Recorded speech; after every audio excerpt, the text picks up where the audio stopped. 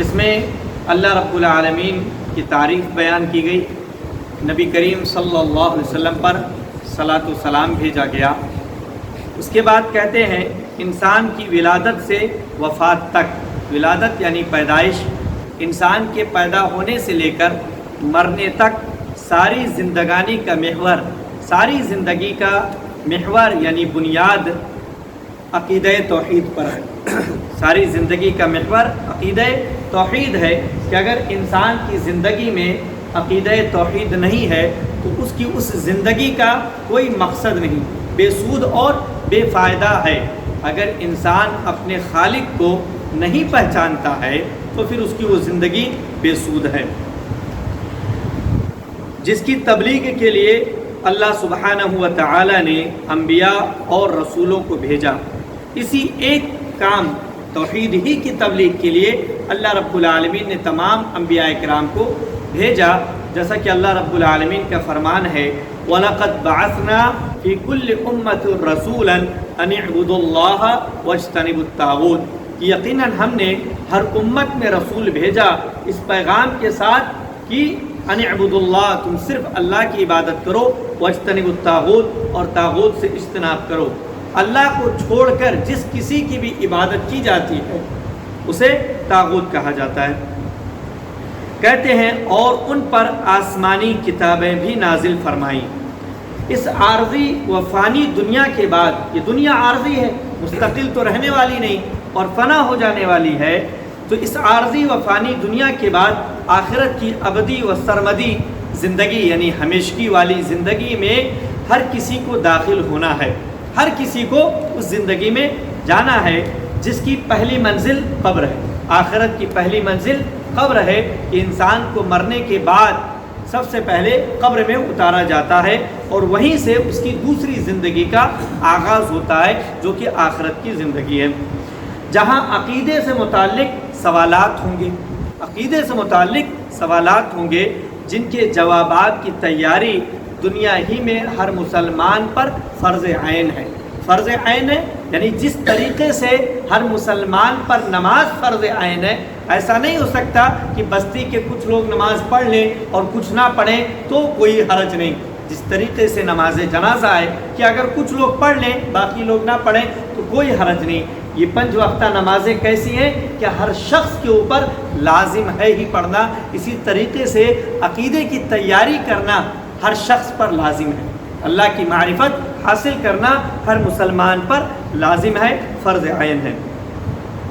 کہتے ہیں لیکن آج کا مسلمان ضعیف العمری کو پہنچ کر بھی اپنے رب کی معرفت صحیح طور پر حاصل نہیں کر پاتا، یعنی آج کا مسلمان بوڑھا ہو جاتا ہے، عمر اس کی ختم ہونے لگتی ہے، لیکن اس مرحلے میں پہنچنے کے بعد بھی اس کے پاس اپنے رب کی صحیح معرفت، صحیح علم، صحیح جانکاری نہیں رہتی ہے۔ جبکہ اللہ کے رسول صلی اللہ علیہ وسلم نے ابن عباس رضی اللہ عنہما جیسے کم سن صحابہ، ابن عباس عبداللہ بن عباس رضی اللہ عنہما جب بہت ہی چھوٹے تھے تو اللہ کے رسول سے کہتے ہیں یا غلام، اے بچے، انی اعلمک کلمات، میں تمہیں چند باتیں سکھلاتا ہوں، احفظ اللہ یحفظک، تم اللہ کی حفاظت کرو، اللہ کو یاد رکھو، اللہ تمہاری حفاظت کرے گا، تمہیں یاد رکھے گا۔ تو کہہ رہے کہ جب عبداللہ بن عباس جیسے کم سن چھوٹے بچوں کو اللہ کے رسول اکرم صلی اللہ علیہ وسلم نے اور معاذ رضی اللہ تعالیٰ عنہ جیسے نوجوانان صحابہ کی، معاذ رضی اللہ تعالیٰ عنہ نوجوان ہو گئے تھے، تو ایسے صحابہ کی اللہ کے رسول صلی اللہ علیہ وسلم نے اولین فرصت میں، پہلی فرصت میں، سب سے پہلی فرصت میں توحید پر مبنی ایمانی تربیت کی، ان کی تربیت ایمانی تربیت کی اور سب سے پہلے انہیں توحید والی باتیں سکھلائیں، توحید کی باتیں سکھلائیں۔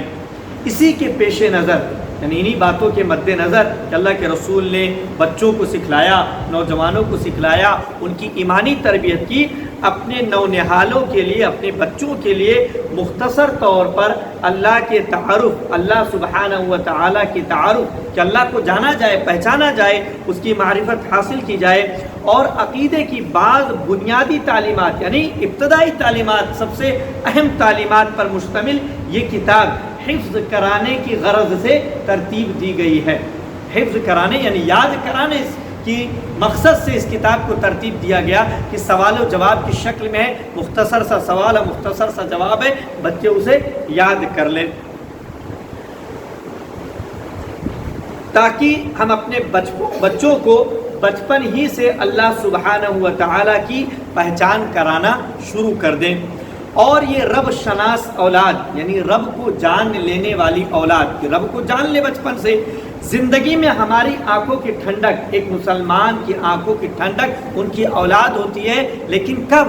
جب وہ ایمانی تربیت کی حامل ہو، دین اسلام پر چلنے والی ہو۔ ہر مسلمان کے دل میں یہ جذبہ ہوتا ہے، یہ چاہت ہوتی ہے کہ اس کا بچہ نمازی ہو، اس کا بچہ دیندار ہو، ہر مسلمان کی یہ چاہت ہوتی ہے، اور موت کے بعد صدقہ جاریہ بن سکے۔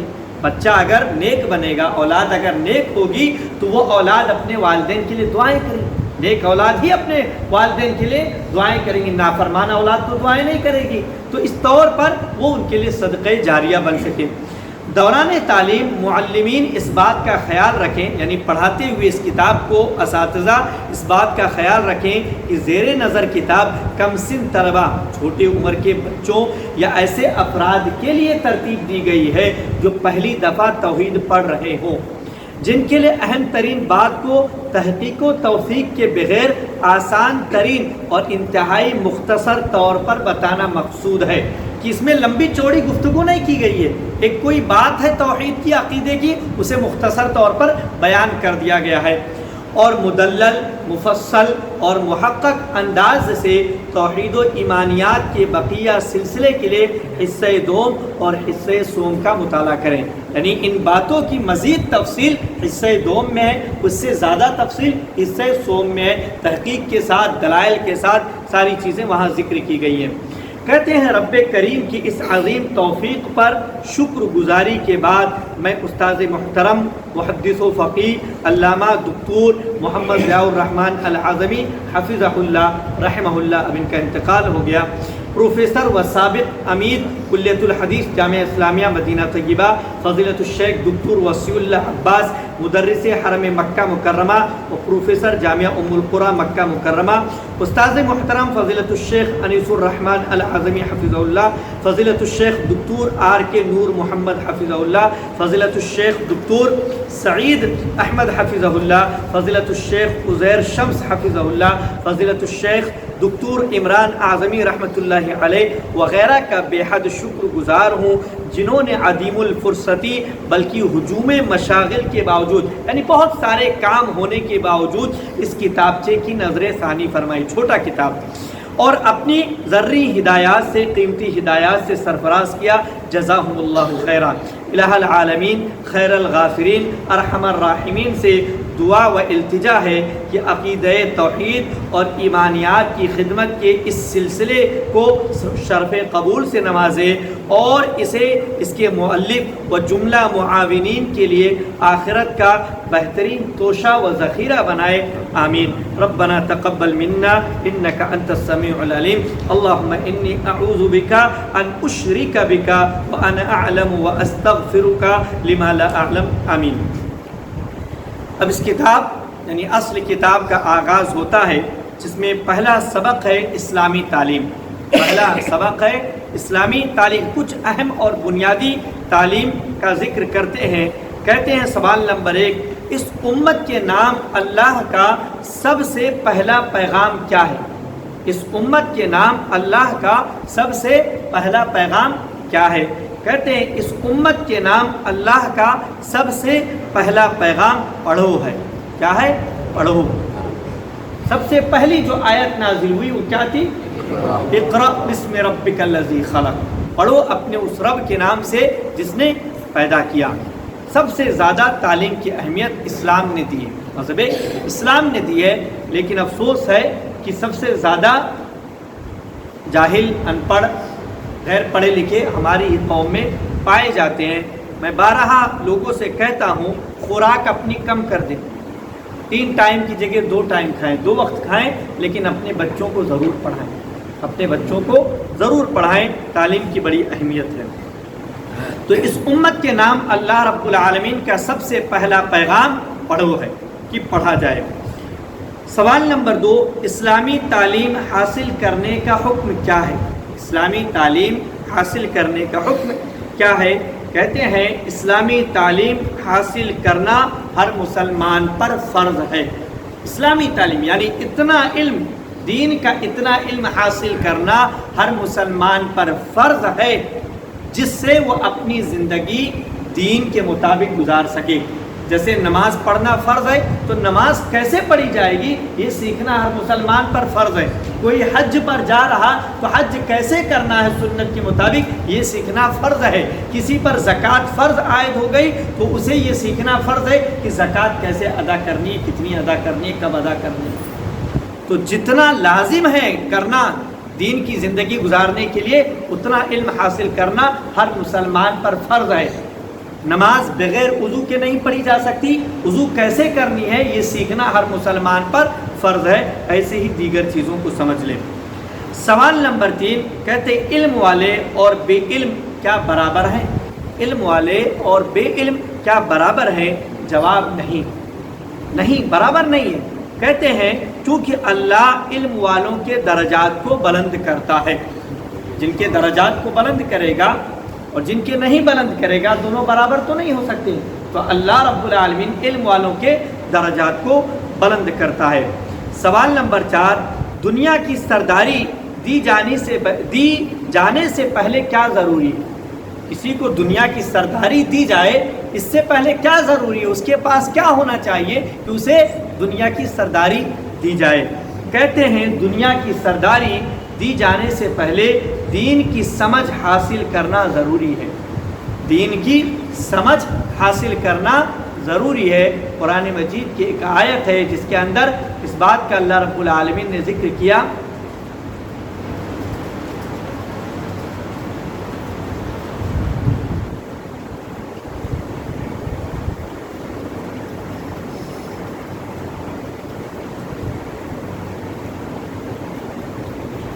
اللہ رب العالمین نے بیان کیا وَزَادَهُ بَسْطَةً فِي الْعِلْمِ وَالْجِسْمِ۔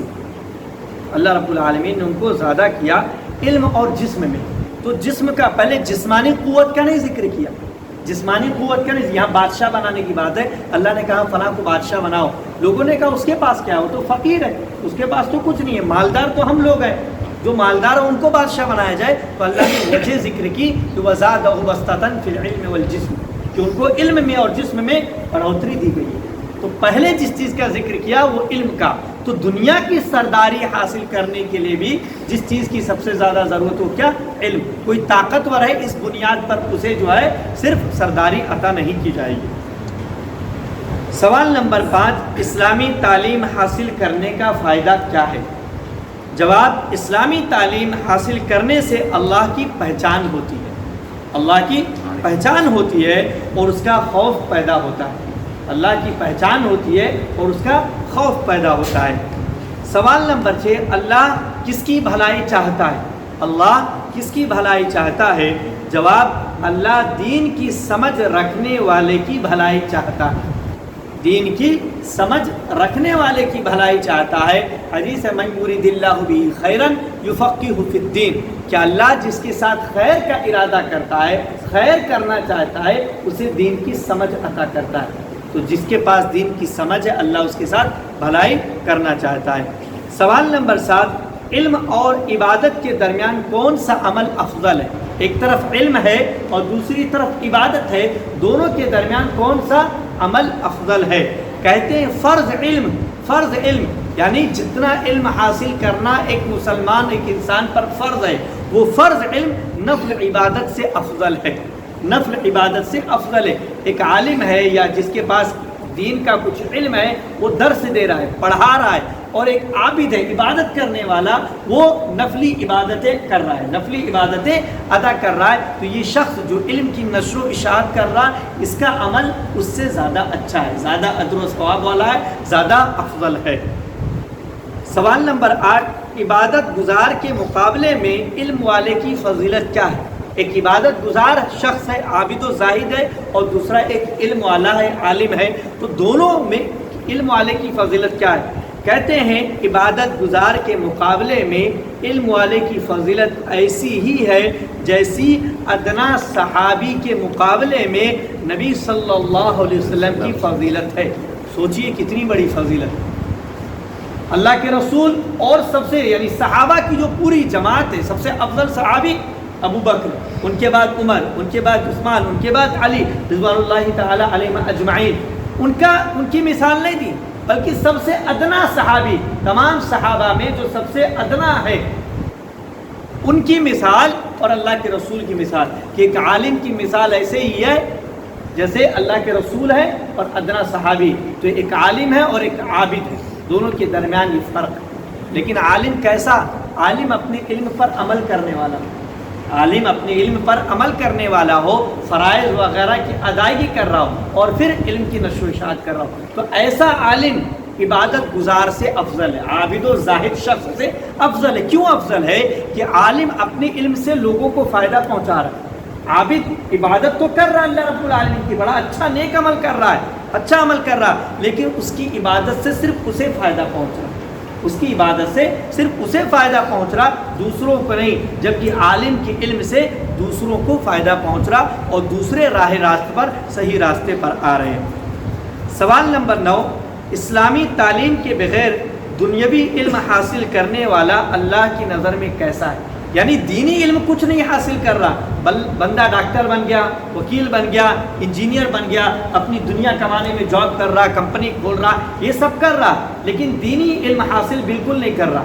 دینی علم بھی حاصل کر رہا، دنیاوی بھی حاصل کر رہا، اس کی بات الگ ہے کہ بھائی وہ اتنا علم حاصل کر رہا ہے کہ وہ اپنی زندگی دینی طور پر گزار لے، تو اس کا مسئلہ ٹھیک ہے، لیکن کوئی بندہ صرف دنیاوی تعلیم حاصل کر رہا، دینی تعلیم کچھ بھی حاصل نہیں کر رہا، اس کے تعلق سے اللہ کی نظر میں ایسا بندہ کیسا ہے؟ کہتے ہیں اسلامی تعلیم کے بغیر محض صرف دنیاوی علم حاصل کرنے والا اللہ کی نظر میں ناپسندیدہ، صرف دنیاوی تعلیم حاصل کر رہا، دینی تعلیم کچھ بھی نہیں، تو ایسا شخص اللہ کی نظر میں ناپسندیدہ ہے، گرچہ سماج و معاشرے میں اس کا مقام کیسا بھی ہو۔ سوال نمبر 10، علماء کا مقام کیا ہے؟ جواب، اللہ اور اس کے رسول کی اطاعت کے دائرے میں ان کی اطاعت لازم ہے، اللہ اور اس کے رسول کی اطاعت کے دائرے میں، کہ علماء کی اطاعت کرنی ہے، لیکن کیسے؟ علماء کی ان باتوں کی اطاعت کرنی ہے، وہ باتیں ماننی ہے جو باتیں وہ اللہ اور رسول کے حوالے سے بتلائیں کہ اللہ کا حکم ہے، یہ رسول کا حکم ہے، ان باتوں میں اطاعت کرنی، مطلق طور پہ نہیں کہ کسی عالم نے کچھ بھی کہہ دیا اس کی اطاعت کر لے، اس کی بات مان لی جائے گی، مطلق طور پہ نہیں، ایک دائرہ ہے، ایک دائرہ ہے۔ اسی لیے اللہ رب العالمین نے قرآن مجید میں جب کہا یا ایھا الذین آمنوا اطیعوا اللہ واطیعوا الرسول واولی الامر منکم، کہ تم اللہ کی اطاعت کرو اور رسول کی اطاعت کرو، تو اطیعوا اللہ، اللہ کی اطاعت کرو، اطیعوا الرسول، دونوں جگہ اطیعوا کا لفظ استعمال کیا، اطاعت کرو، تو مطلق طور پہ اللہ اور رسول کی اطاعت کرنے کے سلسلے میں کوئی سوال جواب کی ضرورت نہیں ہے، معلوم ہو گیا کہ اللہ کے رسول کا فرمان ہے، اس پر عمل کرنا ہے، کوئی چوں چرا نہیں، کوئی شک و شبہ کی گنجائش نہیں۔ لیکن جب اور کا ذکر کیا تو کہا وہ اولی الامر منکم، وہاں اطیعوا کا ذکر نہیں کیا، وہاں نہیں کہا کہ اطیعوا اولی الامر منکم، تم میں سے جو اولو الامر ہیں علماء اور حکام ان کی اطاعت کرو، تو ان کی اطاعت مطلق طور پہ نہیں ہے، اللہ اور رسول کی اطاعت کے دائرے میں رہتے ہوئے علماء کی اطاعت کرنی ہے۔ اسی لیے ہماری جماعت کا یہ بہت اچھا امتیاز ہے، ترے امتیاز ہے کہ عام آدمی بھی جب کسی عالم سے سوال کرتا ہے، اپنا کوئی مسئلہ پوچھتا ہے تو پوچھتا ہے شیخ اس کی دلیل کیا ہے، مولانا اس کی دلیل کیا ہے، دلیل بتلا دیں، کس حدیث میں ہے، حدیث صحیح ہے یا ضعیف ہے، قرآن میں ہے تو کس آیت میں ہے، اس طریقے سے۔ سوال نمبر 11، موت کے بعد کس سے فائدہ حاصل ہو سکتا ہے؟ موت کے بعد، مرنے کے بعد کس سے فائدہ حاصل ہو سکتا ہے؟ انسان کی خواہش ہوتی ہے کہ مرنے کے بعد بھی کچھ اعمال رہیں کہ اس کا فائدہ اسے ملتا رہے۔ کہتے ہیں نفع بخش بہت ساری چیزیں، ان میں سے ایک اہم چیز جو ہمارے درس سے متعلق ہے، نفع بخش اسلامی تعلیم سے موت کے بعد بھی فائدہ حاصل ہو سکتا ہے۔ نفع بخش اسلامی تعلیم سے آپ نے کسی کو دین کی کوئی بات بتلائی، جب تک وہ اس پر عمل کرے گا آپ کو اس کا اجر و ثواب ملے گا، گرچہ آپ وفات پا جائیں، آپ کا انتقال ہو جائے۔ آپ نے کوئی کتاب لکھی، جب تک اس کتاب سے فائدہ اٹھایا جائے گا آپ کو ثواب ملے گا، آپ کی نیت میں اگر اخلاص تھا۔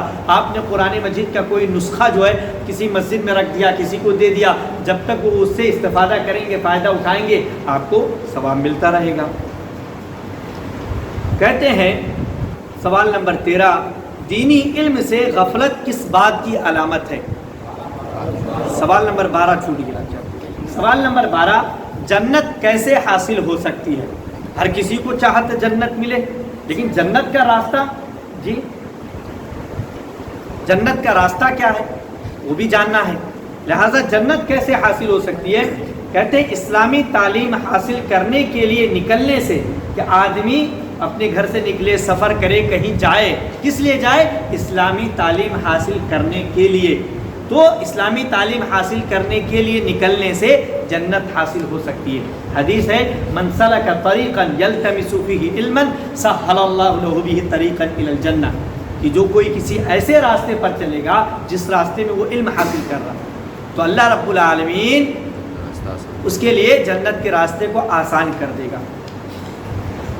تو علم حاصل کرنے کے لیے بندہ اگر نکلتا ہے تو جنت کا راستہ آسان ہو جاتا ہے، اور اس راستے سے اسے جنت حاصل ہو سکتی ہے۔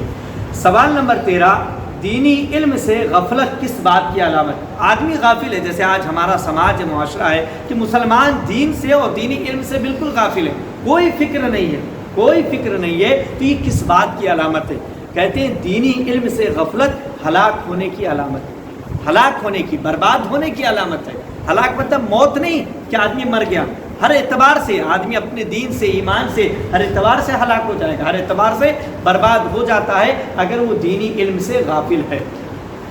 سوال نمبر 14، اسلام اور اہل اسلام کے دفاع کے لیے، حفاظت کے لیے، بچاؤ کے لیے دنیاوی علم سیکھنا کیسا ہے؟ کہ آدمی، کوئی شخص اس نیت سے کہ میں اسلام کا دفاع کروں گا، اہل اسلام کا دفاع کروں گا، ان کو بچاؤں گا، اس لیے وہ کوئی دنیاوی علم سیکھتا ہے، جیسے ڈاکٹری سیکھ رہا ہے، لازم ہو جاتا ہے کہ ہر مسلمان لازماً سیکھے،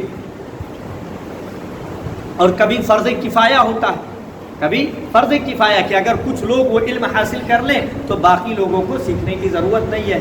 جیسے ڈاکٹری ہے کہ وہ بھی ضرورت ہے، مسلمانوں کو اس کی بھی ضرورت ہے، اسلامی قوم، مسلم قوم کو اور اسلامی حکومت کو، تو کچھ لوگوں کا حاصل کرنا ضروری ہے۔ ایسا نہیں کہ ساری قوم ڈاکٹر بن جائے، ساری قوم انجینئر بن جائے۔ تو اس طور پر کبھی کبھار دنیاوی علم فرض عین ہو جاتا ہے، اور کبھی کبھار فرض کفایہ، اور زیادہ تر فرض کفایہ رہتا ہے کہ کچھ لوگوں نے اگر حاصل کر لیا ہے تو باقی لوگوں کو حاصل کرنے کی ضرورت نہیں ہے۔ سوال نمبر 15، کہتے ہیں علم حاصل کرنے کے چند آداب بیان کیجیے، بہت اہم ہے، اور یہ ہمارے درس سے متعلق ہے کہ ہم علم حاصل کرنا شروع کیے ہیں اور کرتے ہیں تو اس کے کچھ آداب ہیں، ان آداب کا لحاظ کرنا چاہیے۔ کہتے ہیں علم حاصل کرنے کے لیے اخلاص یعنی نیت آدمی کی خالص ہو کہ میں یہ علم اللہ کی رضا کے لیے حاصل کر رہا ہوں، اور دوسری بات اپنے آپ سے جہل کو، لا علمی کو دور کرنے کے لیے کہ میرے اندر جو اس علم کے تعلق سے جہالت ہے وہ ختم ہو جائے، معلومات آ جائے، مجھے دین کی، اللہ کی معرفت حاصل ہو جائے۔ تو اخلاص، کہ آدمی کے اندر اخلاص ہو، تقوی، اللہ کا ڈر ہو، تواضع، کہ آدمی جس قدر علم حاصل کرتا جائے اس قدر ہی متواضع ہوتا جائے، نرم دل ہوتا جائے، تکبر نہ آئے اس کے اندر، مجھے تو بڑا علم آ گیا، میں تو اب بڑا علم حاصل کر لیا، بہت علم ہو گیا۔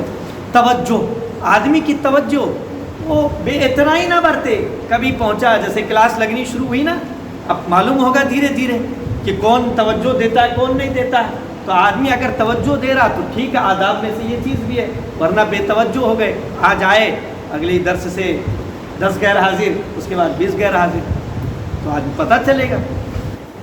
خودداری و جفاکشی، خودداری و جفاکشی، کہ آدمی علم حاصل کرنے کے سلسلے میں قربانی دینے کے لیے تیار رہے۔